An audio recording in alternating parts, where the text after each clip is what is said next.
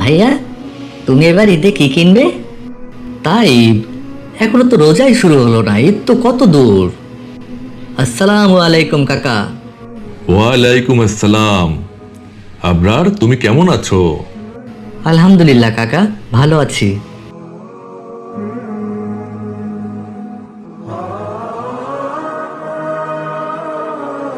তাই যখন তোমার সাথে কারো দেখা হবে তখন বলবে আসসালামু আলাইকুম। এর মানে হলো আপনার ওপর আল্লাহ শান্তি প্রদান করুন, কিংবা আল্লাহ আপনাকে শান্তিতে রাখুন, নিরাপত্তা দিন। মূলত সালাম দেওয়ার মাধ্যমে আমরা একজন মানুষের জন্য দোয়া করি, তার জন্য কল্যাণ কামনা করি। সব সময় আগে সালাম দেওয়ার চেষ্টা করবে।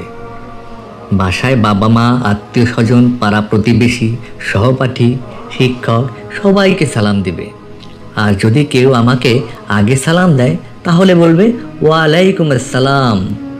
তার মানে হলো আপনাকেও আল্লাহ শান্তিতে রাখুন।